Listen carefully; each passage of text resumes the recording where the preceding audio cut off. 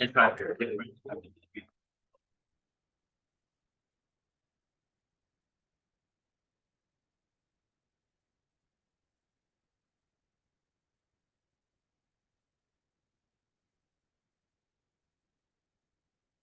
You can also ask them if they can hear me.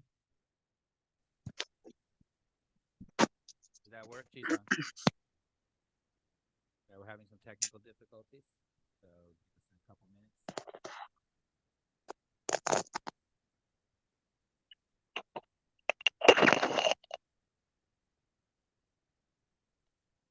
If this doesn't work, we'll have to do a full restart. Can they hear me? Guys on the Zoom call, can you hear me? Is the mic working? Testing 1, 2, 3, 4. Testing 1, 2, 3, 4.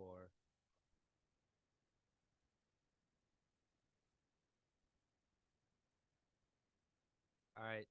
Again, testing 1, 2, 3, 4. People on the can you hear me? Can you hear me? Zoom people, please respond with comments. Not very good. They can hear me? It's good? Not very loud. Do we have the other mic set up for the speakers, or the handheld mic for the speakers? So yesterday we had the Zoom mic,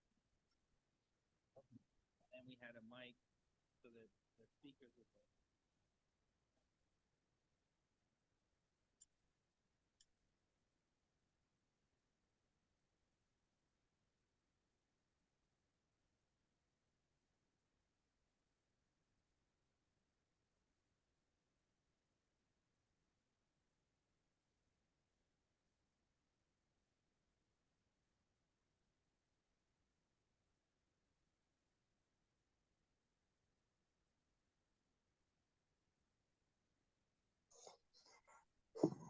Recording in progress. Okay,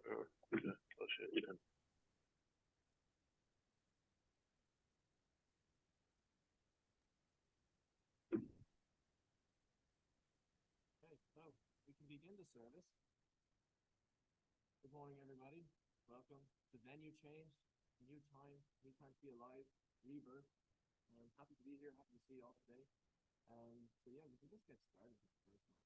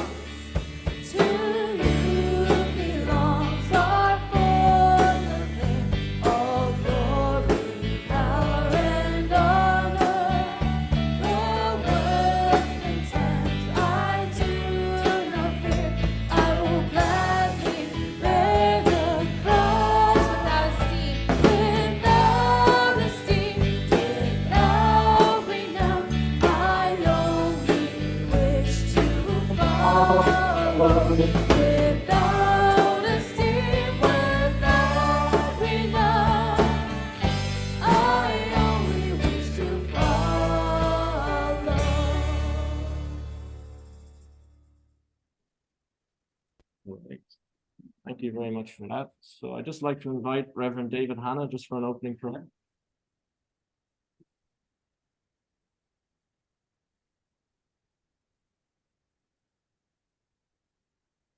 Good morning. Please join me in a word of prayer.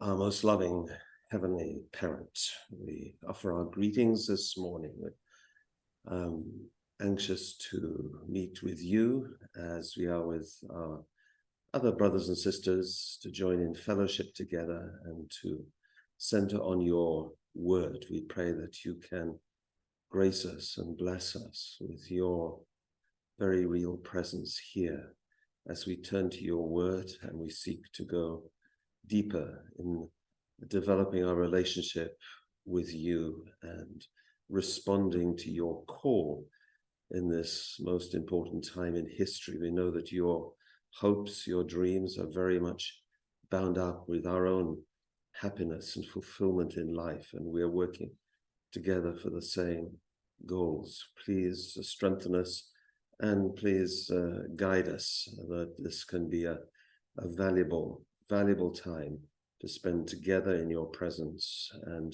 to equip us for really important and successful week ahead. We thank you and we offer this prayer with gratitude. I do so representing everybody here. In my name, David Hanna of the Blessed Central Family. Jew.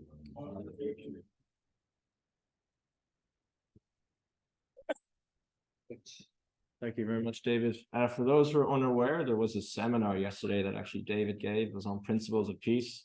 I wasn't here, but I heard very good things about it. It was about like more concepts about the DP and just how it can relate to peace building. So I did hear very good things about it. And yes, so we can actually move on to our second opening song there. Spring Song of Eden.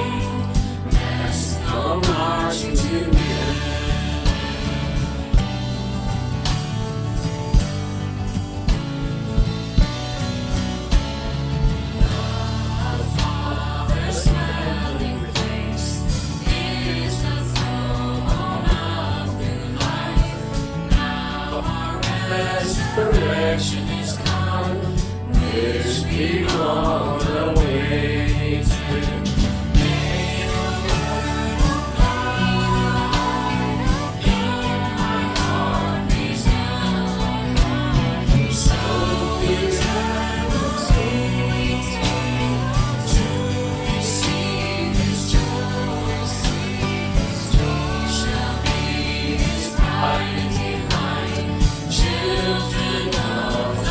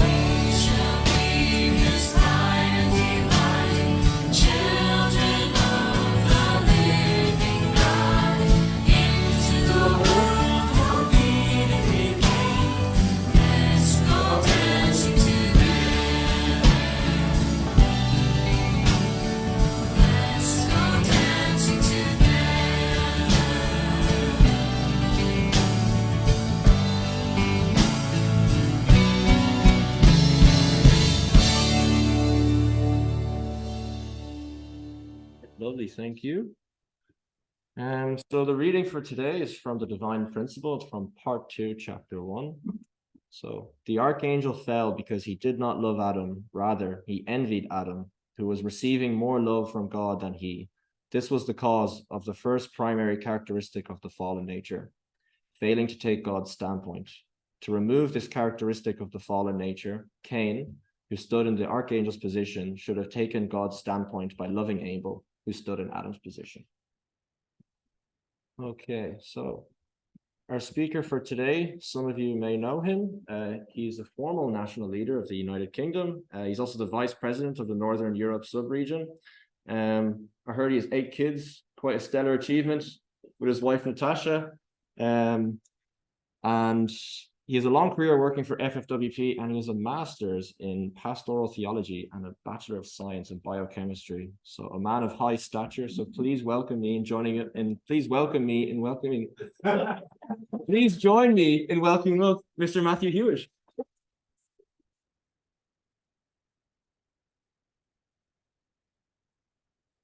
Good morning, brothers and sisters. It's a real pleasure to join you. Last night, landing at the airport, I realized the last time I was in Ireland was in 2004, 19 years ago. It was a very important period of time for me. I was on SDF at the time, doing fundraising, trying to stay alive spiritually and physically, but very important chapter in my life of faith. And so it's a real privilege to be back here in North Great George Street, where we were staying for some period of time.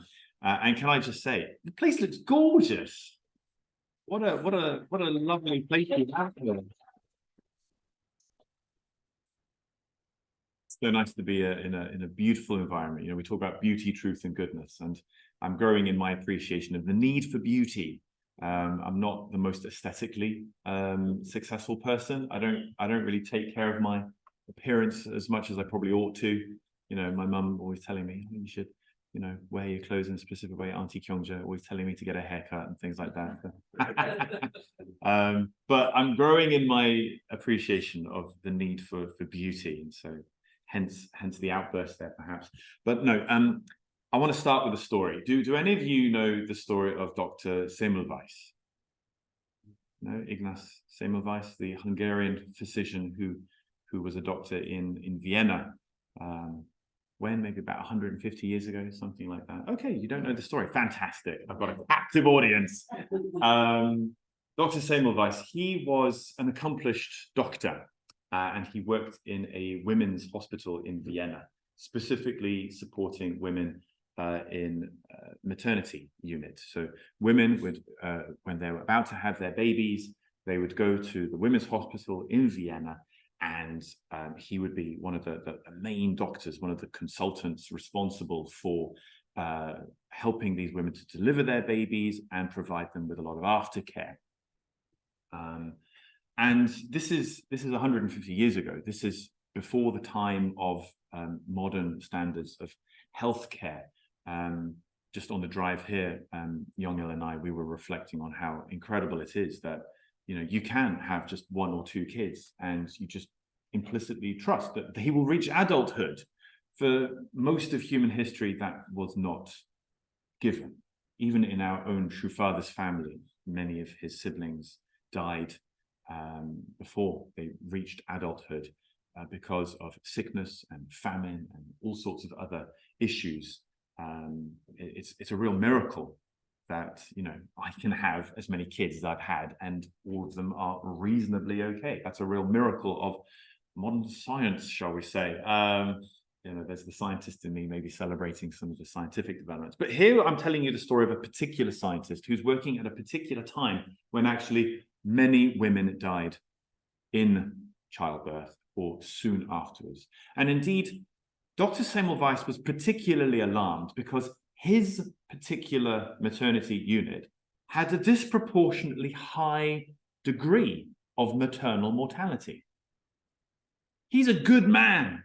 He's a good doctor. In fact, he's training other doctors in how to do their job properly, to take care of these women, to make sure that they can be healthy and strong, to be able to raise their children. He wants to help them. And yet he's alarmed by the fact that of all the wards and of all the hospitals, his particular maternity ward seems to have the highest degree of maternal mortality. Why was that? He was really confused by this.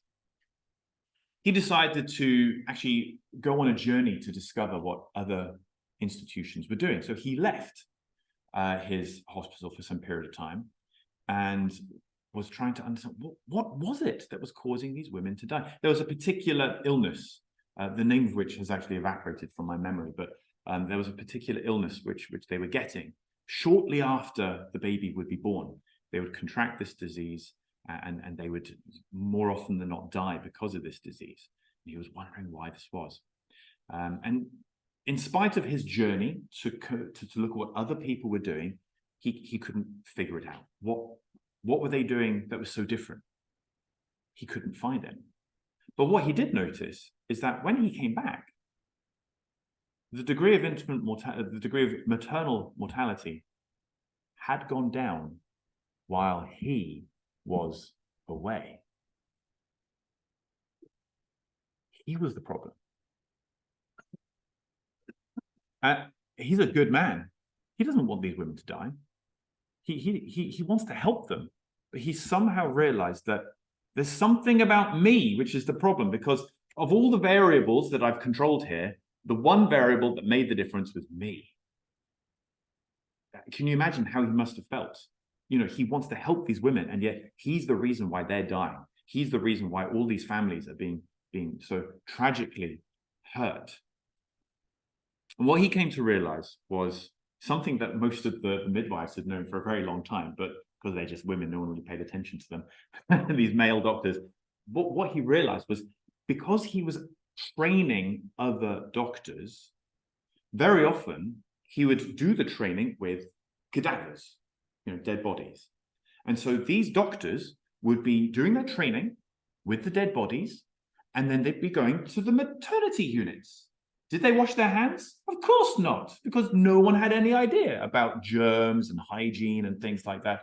So what they were doing, they were picking up the germs from the cadavers, going over to the women, and then infecting them when they're most vulnerable.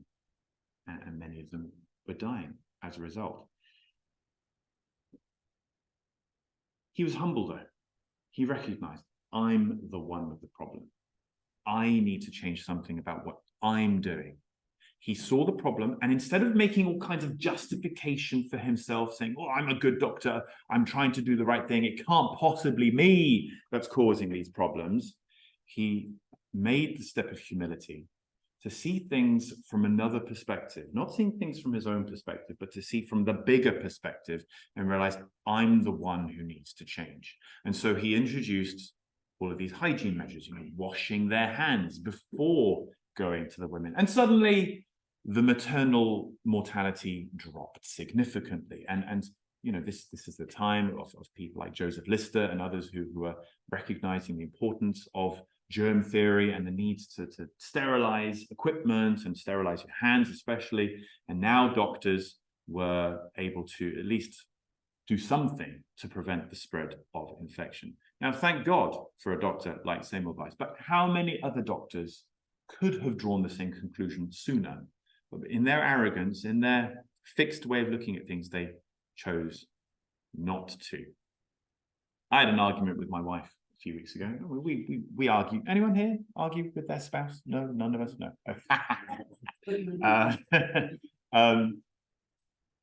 It's been a relatively damp summer. Not just here in Ireland, I can imagine, but in the UK as well. We've had a very damp summer. We were really looking forward to having a lot of sun, and maybe the last couple of years it's been quite warm and sunny, and we fooled ourselves into thinking, yeah, maybe the summer would be nice and sunny as well.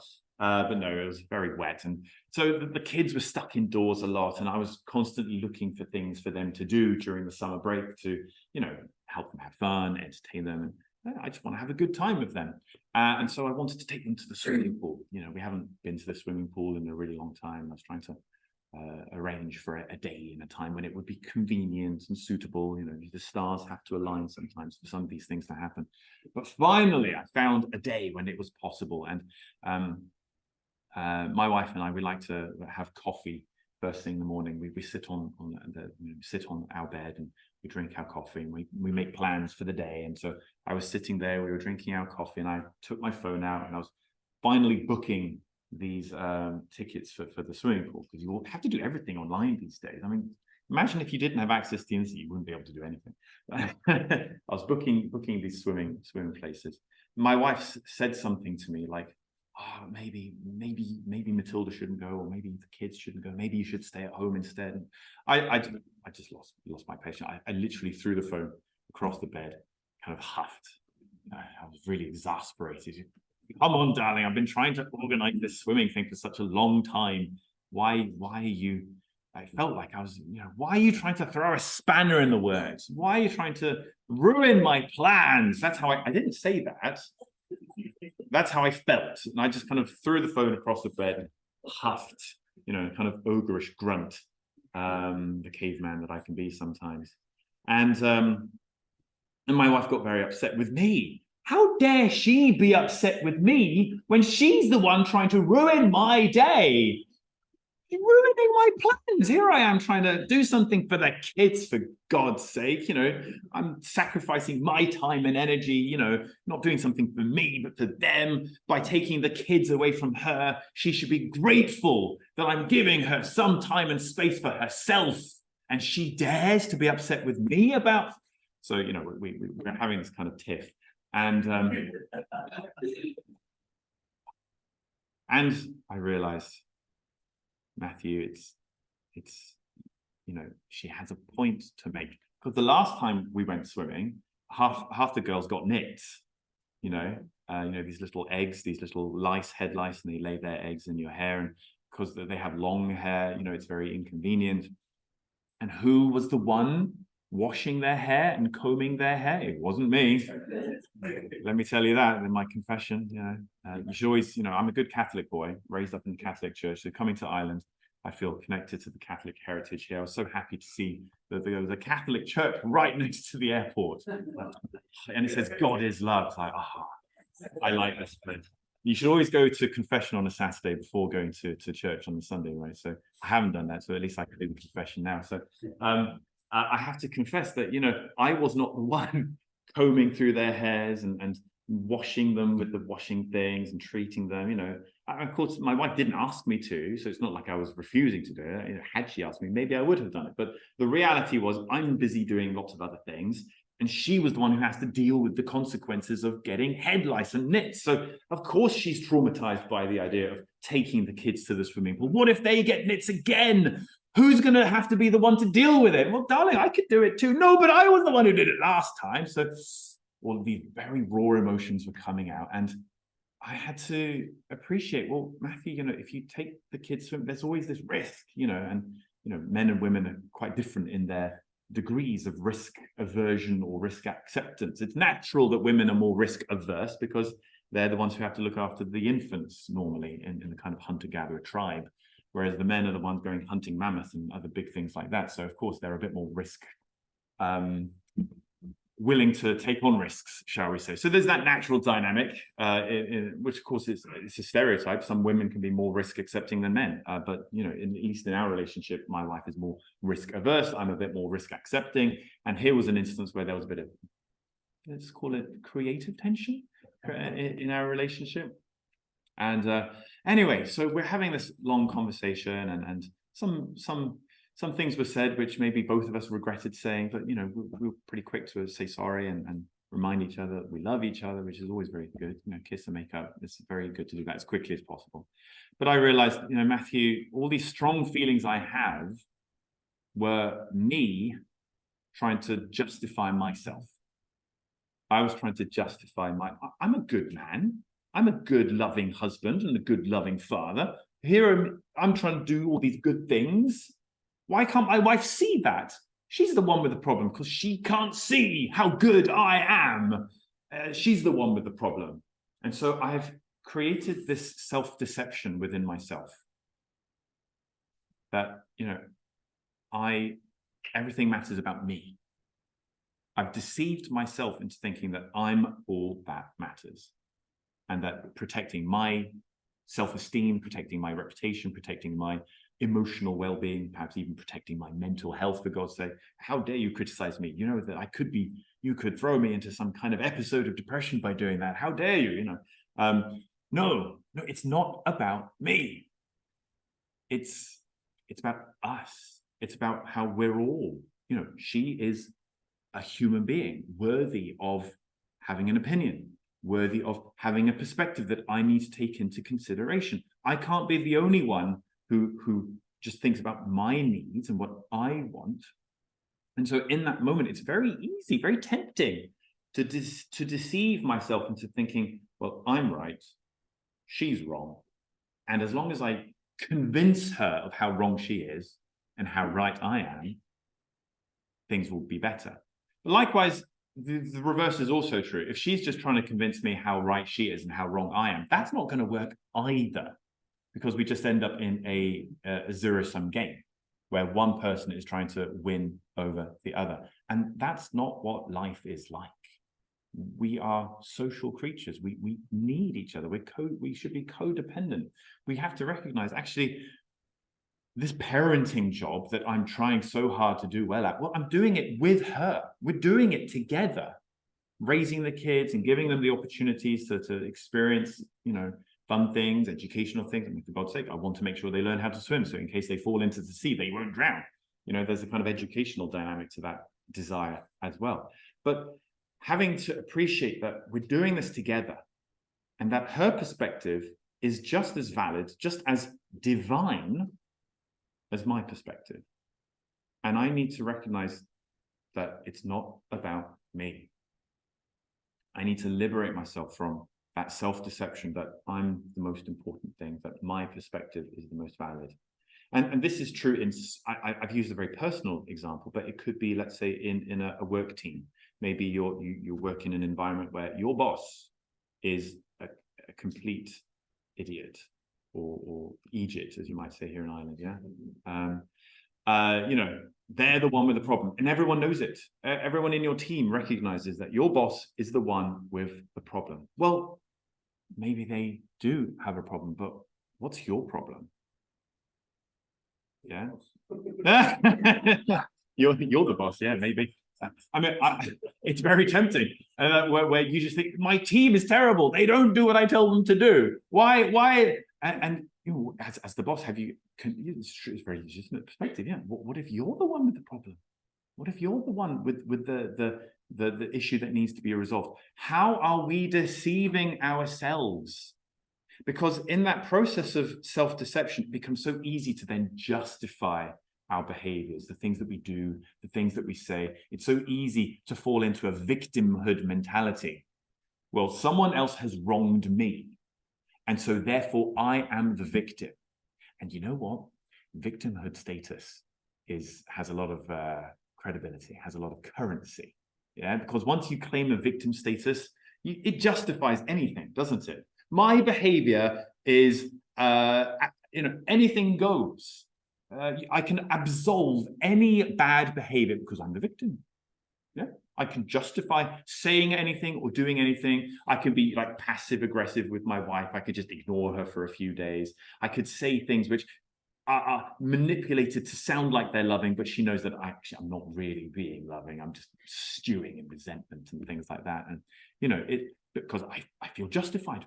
I'm in this victim mentality. Yeah, my boss is the one with the problem. Let's try to do the minimum work as possible, but try to sabotage the actual work of the company. There's a phrase for it now. I think it's called quiet quitting. Yeah, where you're doing the work, but just the bare minimum to avoid getting fired. Yeah, where you show up, you clock in 9 to 5. You're doing the bare minimum, but your heart's not really in it. It's kind of sabotaging the company from within. It would be better if you were not there, but your line manager can't fire you because they've got no grounds to do so. So it's just a toxic, perpetual cycle of bitterness and misery. And more often than not, I'm the one with the problem. There's something that I can do differently, where if I were to abandon that sense of victimhood, abandon the sense of self-justification, I could realize, hang on, Matthew, there's something that you could do differently. Even if you have been hurt, even if you do have a valid point to make, everyone has to work together. Yeah. In raising a family, I have to do that with my wife. I have to take her perspective into consideration and see her as a divine daughter of God who has a divine perspective worthy of consideration. Yeah. I have to be willing to let go and abandon whatever self-justification I'm making for myself. And that's hard because it means letting go of something about yourself, which is very comforting. It's very comforting to cling on to those feelings of self-justification. So I want to refer back to this little passage that Brendan quoted. I'll just repeat it to you so we can dwell on the words a little bit. So the archangel fell because he did not love Adam. Rather, he envied Adam, who was receiving more love from God than he. This was the cause of the first primary characteristic of the fallen nature. It annoys me when people say that there are 4 fallen natures. There aren't, it's just one. But there are 4 primary characteristics of it. Anyway, that's just pedantic. You know, I'm quite a pedant. So this was the cause of the first primary characteristic of fallen nature, failing to take God's standpoint.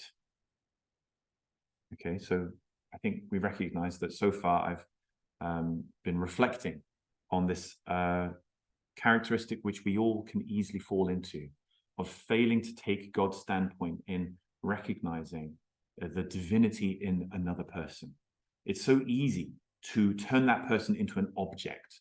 Yeah, of course, objectification in our contemporary society is often attributed to the sexual objectification. And of course, that is one aspect of objectification, which is abhorrent. But we objectify each other in all sorts of ways, don't we? Where we stop seeing each other as brothers and sisters of a human family, and we start seeing each other as obstacles in my way.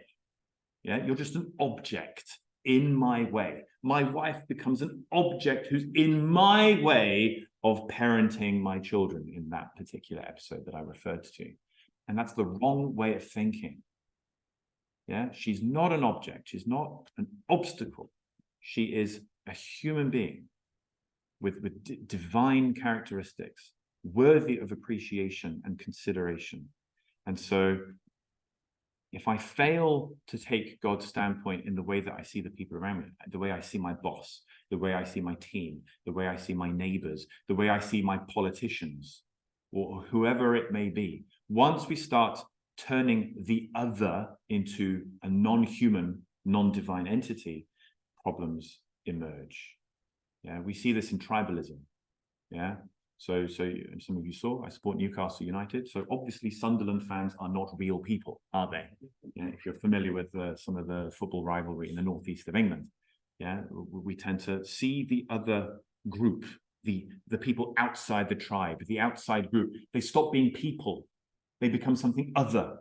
And we can't see them as real human beings as we see ourselves. We're the real people, and those other people, they're not real people. Yeah, this is where racism comes from. It's where we stop seeing each other as people and start objectifying each other as objects, either something to use in a utilitarian sense or something in the way that we need to get rid of. And that is not who we are. So what does the divine principle tell us then about dealing with this? It says to remove this characteristic of the fallen nature, Cain, who stood in the archangel's position, should have taken God's standpoint by loving Abel, who stood in Adam's position. So the archangel should have recognized the divine quality of Adam, should have acknowledged him as a son of God, and to love him accordingly. And so all people should be sons and daughters of God. We're endowed with a divine quality, an original nature that yearns to express itself. And when we deceive ourselves into thinking that I'm the only real person in this relationship, and there's some other object who's getting in my way, then we've fallen into this trap of the first characteristic of the fallen nature. And then the other characteristics follow very quickly and easily. Yeah, where we leave our proper position, reverse the order of dominion, and multiply evil. But it starts with that first step, and that's something invisible in our heart. It's in our thoughts and in our feelings. And okay, emotions are natural. There's nothing wrong about feeling upset or angry or whatever the emotion may be. Emotions are just neutral flags indicating some kind of situation going on within myself. But how I respond to it is so crucially important. And that's why life of faith is so important as well, to offer our emotions to our heavenly parent and say, God, right now I'm feeling really upset about something. And I'm going to offer it to you for your glory, for your sake, heavenly parent. Because sometimes that anger might be justified in a kind of righteous sense. And then God could bless us with that anger to motivate us to fight and champion for righteousness, if the context is appropriate. But more often than not, in my experience, those feelings of anger and challenging feelings, when I offer them to God, God smiles back at me and says, well, Matthew, you're the one with the problem here. And I go, damn it, I have to, now have to let go of this victim mentality, this sense of justification. I have to humble myself, first of all, before my heavenly parent and say, oh, I'm sorry, first to heavenly parent. And the hardest step is to say sorry to my wife, hardest word of all to say sometimes. But to mean it sincerely and say, I'm sorry, darling. I acknowledge your perspective. I acknowledge the divinity of your perspective, that your need for safety is valid. Your need to protect our children is valid. And so we bought these swim caps. Yeah? These very tight rubbery things that you put on your head to keep your hair all together. Problem solved. But it took a lot of effort, right? Thankfully, no one died. Getting to that realization. How many problems can we solve if we offer our difficult feelings to our heavenly parent with humility and seek to love from God's standpoint? It takes supernatural effort. It's not a natural thing to do, but then we're not natural beings. We are supernatural beings.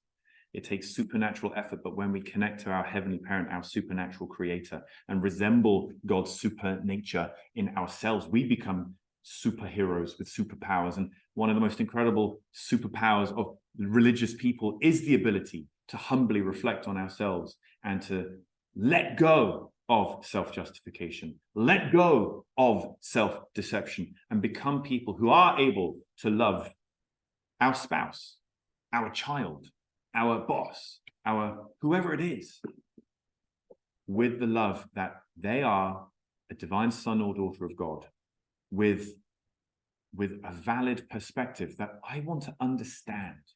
And sometimes in the process of understanding that person, actually, they will realize that they may have a problem. But how are they supposed to understand themselves if no one's made the effort to understand them? Yeah, just by having a good conversation where they get the opportunity to say what they really think and feel, because no one may have ever given them the opportunity to do so. But when you really ask the right questions and repeat back to them, because you're trying to understand what they're trying to say, and then in you repeating it back to them, they get to hear what they're thinking and feeling. Because maybe they're struggling as well to see and love from God's standpoint. But when you reflect it back to them with a divine love, a non-judgmental, but just loving heart, they may for themselves realize the error of their own ways and realize, wow, Matthew, thank you so much for helping me recognize what issue was going on with me. I thought you were the one with the problem, but now I realize so you see how this effort to really love from God's standpoint not only saves me, but it can save the others around me too. And so when we can do that, we can save each other. And then, Chonel Cook is a place where we go together, where two become one. We can't go there by ourselves. We have to go there together. So if we want to create channel growth, we have to find a way to build it together. And so as a way to wrap up, I want to encourage you, brothers and sisters, to embrace the painful opportunities that may present themselves in the coming week, perhaps, where you might find yourself in a situation where you get into maybe a heated argument, or some incident may happen where you feel enraged and you may want to cling on to some sense of victimhood and justification. But in that moment, when that happens, try to remember, am I loving from God's standpoint? Can you, maybe it will be a 10-second prayer, because when you're in the middle of an argument, it's hard to like, sorry, darling, we have to put a pause in this argument now. I need to go to the prayer room and pray for a bit. Although, you know, maybe that's not a bad thing to do sometimes, if it's by mutual agreement. Yeah, don't abandon. My wife hates it when I walk out the door. You know, don't do that. Don't do that. But maybe while she's saying something, I can just have one of those 5-second prayers where it's like, Heavenly Parent, what is it that you want me to do right here, right now? Am I being a jerk? You know, am I being an idiot? Probably. How? And then ask God to empower me in that moment. What can I do? In the case of Dr. Semmelweis, he had the humility to recognize that what he was doing was wrong. And as a consequence of his humility, he was able to transform the lives of so many people. Yeah. And I wonder how are you going to make the world transformed this week if you can put that into practice? I believe we can all become incredible change makers this week if we can do that. Would you like to join me in a word of prayer? Our loving Heavenly Parent, thank you for loving us. You love us, every single one of us, with such unique passion. Every single one of us matters to you. You care about what we're doing. You care about what we're interested in and what we love. And we want to see ourselves even from your perspective, Heavenly Parent, and not allow ourselves to be deceived by any of the lies that we might tell ourselves about ourselves. But especially, Heavenly Parent, we don't want to lie to ourselves about how you love everyone else as well. Just as much as we are loved absolutely by you, you also absolutely love our brothers and sisters, our family members, our neighbors. You care so much about every single human being alive on the earth today, and even those who are in the spirit world already. And I pray, Heavenly Parent, that we can cultivate a heart that resonates with your perspective, Heavenly Parent, that we learn how to love one another from your standpoint. Because we're coming out of this broken, fallen world, it's so hard for us to do that sometimes. We're held back and even crippled by some of the fallen nature and sin which holds us back. And Heavenly Parent, the only way that we can liberate ourselves from that is through sincere repentance. And Heavenly Parent, we want to say sorry if there are any things that we're holding on to, any sense of victimhood or self-righteousness and self-justification. We want to lay those down at the altar and say, Heavenly Parent, we don't want to define ourselves based on that anymore, Heavenly Parent. We want to define who we are based on our living relationship with you and how we relate with other people who also have a living relationship with you. And so we can multiply true love in our relationships with one another. I pray, Heavenly Parent, that you will liberate us all, and that we can offer to you our efforts as we sincerely strive towards becoming individuals who restore our original nature and can eradicate fallen nature. And in so doing, Heavenly Parent, we can set ourselves so free to do miraculous things in our families, in our communities, and in this nation. I see, Heavenly Parent, in this community, this Irish community, you are doing incredible things. And I hope that if we unlock as many obstacles which are in the way, and they're not each other, Heavenly Parent, but they are the things in our hearts which get in the way. If we unlock those things, we will be able to work together in an incredible way to allow your blessing and fortune to flow into this nation. So this is my sincere prayer right now, our loving Heavenly Parent. I want to offer this prayer and report this on behalf of everyone here. In my name, Matthew Huish, of a blessed central family.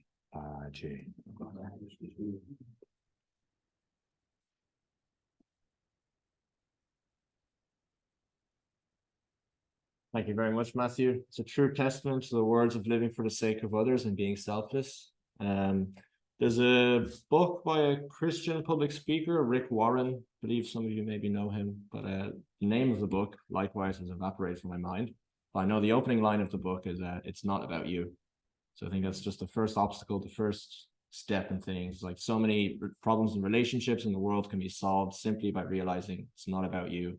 What can I do to help the other person? And likewise, seeing from God's viewpoint.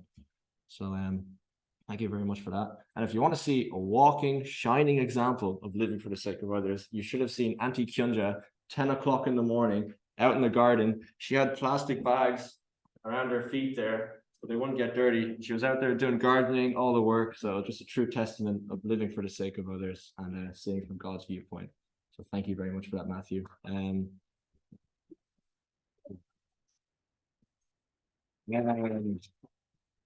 So we can join us now for a closing song.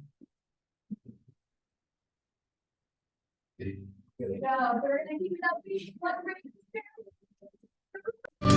let's prepare our hearts for our message today. And 1, 2, 1, 2, 3.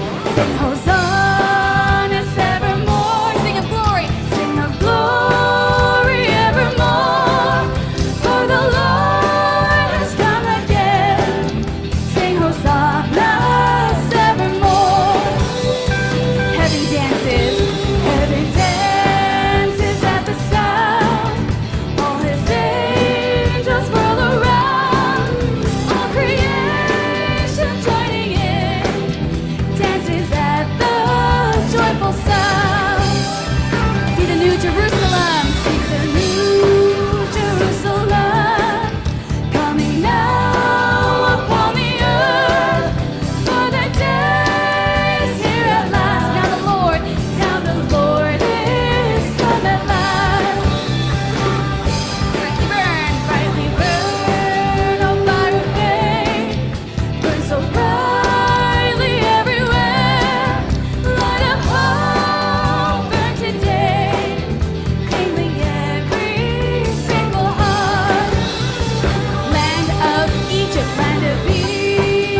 land of hope, waiting for the Lord's return. Soon the day will come at last.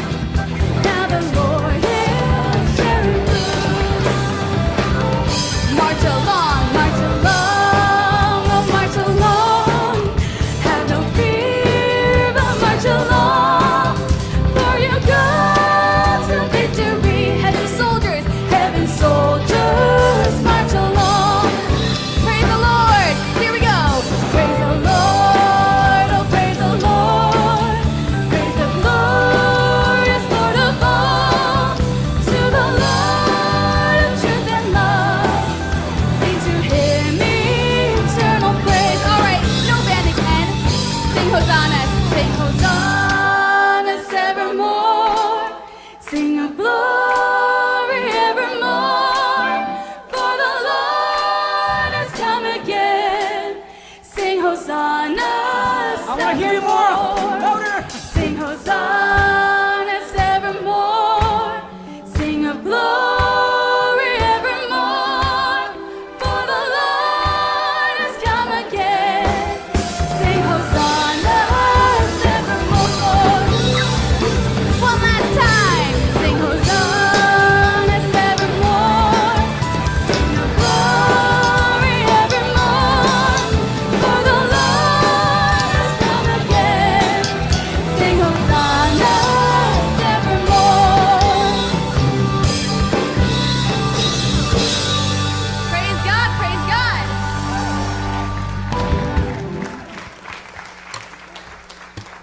Thank you very much. So that concludes the service for today. There's no concrete announcements as far as I can tell.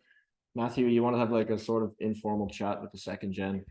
So the second gen in the crowd, stay here, don't leave. Actually, just show of hands, if anybody celebrated their 31st blessing anniversary over the weekend, the 92 blessing.